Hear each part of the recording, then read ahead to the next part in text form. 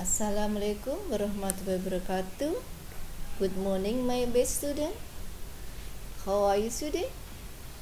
I hope you are happy and healthy this morning. We meet again this morning with our English class. Are you still happy to study with me? Oke, saya harap kalian semuanya sehat-sehat saja ya. Tetap semangat belajar walaupun dalam kondisi pandemi. Kita bertemu lagi dalam kelas bahasa Inggris. Semoga kalian selalu bahagia.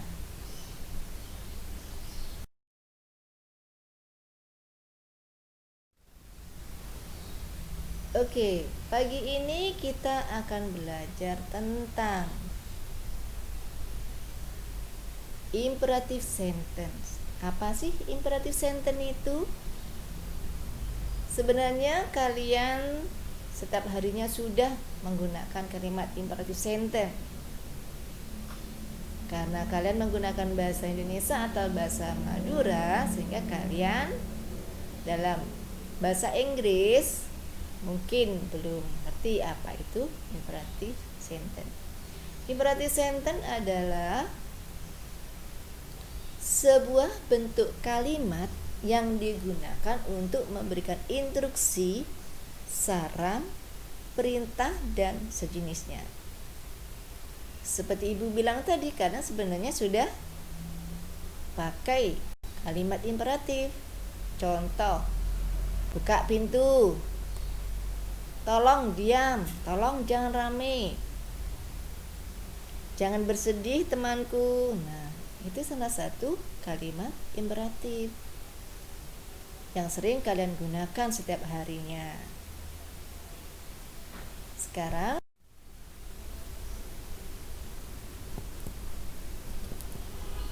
struktur imperative sentence itu maksudnya bagaimana kita membuat kalimat imperative sentence atau rumusnya ya. Rumus membuat imperative sentence. Yang pertama yaitu umumnya tidak menggunakan subjek. Untuk membuat kalimat imperative sentence kalian tidak perlu subjek. Karena apa? Itu kalimat langsung diucapkan oleh seseorang. Karena langsung maka tidak perlu subjek. Cukup objek dan komplemennya saja atau pelengkapnya saja. Yang kedua, verbnya menggunakan kata kerja infinitif, kata kerja aktif. Tidak perlu tambahan s atau es pada kata kerjanya. Yang ketiga adalah polite imperative sentence. Apa sih polite imperative sentence itu? Polite imperative sentence kalimat atau imperative sentence yang lebih sopan penggunaannya. Kadang-kadang kita menyuruh orang yang lebih tua dari kita. Nah, bagaimana kalimatnya agar kita lebih sopan, mengucapkannya lebih sopan kepada seseorang yang lebih tua, kemudian kita suruh untuk melakukan sesuatu. Nah, dalam bahasa Inggris, kalimat imperative sentence ada namanya polite imperative sentence. Polite imperative sentence ini selalu diakhiri dengan titik atau full stop, exclamation mark atau tanda seru untuk menegaskan. Itu saja bedanya. Kemudian setelah kalian belajar tadi bagaimana membuat rumusnya, ini ada beberapa contoh kalimat imperative sentence sesuai dengan fungsinya. Ada 3 fungsi nanti dan sebagainya. Yang pertama, kalimat imperative sentence yang digunakan untuk kata perintah, kalimat perintah. Contoh, don't step on the grass. Jangan injak itu rumput. Artinya kita diperintahkan untuk tidak menginjak. Itu kan perintah. Come in please. Silakan masuk. Itu juga kata perintah. Shut at the windows please. Tolong tutupkan pintunya. Tolong tutupkan jendelanya. Itu namanya kalimat perintah. Kita meminta seseorang untuk melakukan sesuatu. Kalimat yang kedua digunakan sebagai request. Apa itu request?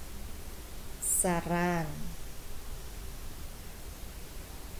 Contohnya, let me alone please. Tolong tinggalkan saya sendirian. Kita merasa tidak nyaman, kita merasa lagi rumit, kita menyarankan seseorang untuk meninggalkan kita. Kita menggunakan lebih halus lagi, let me alone please. Tolong tinggalkan saya sendirian. Please tidy your room now. Tolong bersihkan, tolong rapikan ruanganmu sekarang. Will you borrow your money please? Besok minta tolong bawa uang ya. Nah, ini namanya saran. Yang ketiga, selanjutnya adalah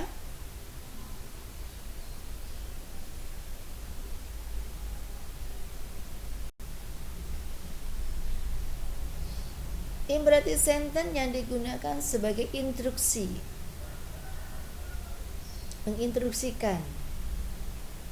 Please don't turn right the crossroad. Tolong jangan belok kiri. Tolong jangan belok kanan pada saat berada di perempatan jalan. Wash the spinach and boil for 3 minutes. Tolong cuci bayam itu dan rebus selama 3 menit. Sebenarnya sama, hampir sama bentuknya komen, tapi ini bentuknya lebih sopan atau lebih formal yang dinamakan instruksi, menginstruksikan. Kalian paham? Jika kalian tidak paham, nanti kalian boleh bertanya sama ibu lewat WA Japri. Kemudian berikutnya yaitu bagaimana cara penulisan imperative sentence yang benar, Bu. Caranya adalah ini. Pada dasarnya imperative sentence itu ada 2 bentuk. Ada yang positif, ada yang negatif.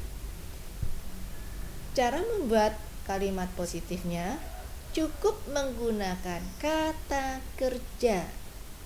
Nah, dari awal tadi Ibu bilang kan tidak perlu subjek. Kita cukup menggunakan kata kerja dan objek. Open the window. Open itu kata kerja. Window itu objeknya atau pelengkapnya. Kalau membuat kalimat positif. Close the door. Close itu kata kerja, tutup, kata kerja. The door, objek atau pelengkap. Kalian bisa mencoba sendiri kalimat imperative sentence yang menggunakan atau berbentuk positif. Kemudian yang berbentuk negatif, kalimat negatif. Rumusnya sama, cuman hanya menambahi don't saja. Don't, kata kerja, kemudian objek atau pelengkap. Don't open the door. Don't close the window. Nah, kalimatnya sama ya dengan positif tadi, cuman kalau negatif hanya menambahi don't. Kalian paham? Mungkin kalian merasa agak bingung atau susah memahami apa sih imperative sentence itu. Kalau pada dasarnya kalian sebenarnya sudah pakai pada dialog-dialog kalian setiap harinya, entah dengan orang tua kalian, entah dengan kakak kalian atau adik kalian, atau dengan teman-teman kalian. Nah, biar kalian lebih paham, Ibu akan memberikan beberapa soal yang bisa kalian kerjakan untuk nambah memahami bagaimana membuat imperative sentence.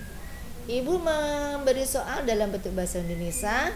Kalian ubah, change the following imperative sentence into English. Artinya, ubahlah kalimat imperative sentence yang berbentuk bahasa Indonesia ini menjadi bahasa Inggris. Kalau nanti kalian belum paham juga, bisa lihat di Google, bisa dilihat di video-video pembelajaran yang lain tentang imperative sentence khususnya. Atau kalau masih bingung, nanti bisa japri sama ibu. Yang penting jangan sampai jam 9 malam, karena ibu sudah tidur kalau jam 9 malam.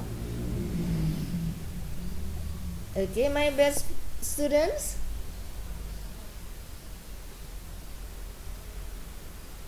Semoga kalian tetap enjoy ya belajarnya, meskipun dalam kondisi seperti ini. We will meet again next week. Kita ketemu lagi minggu depan.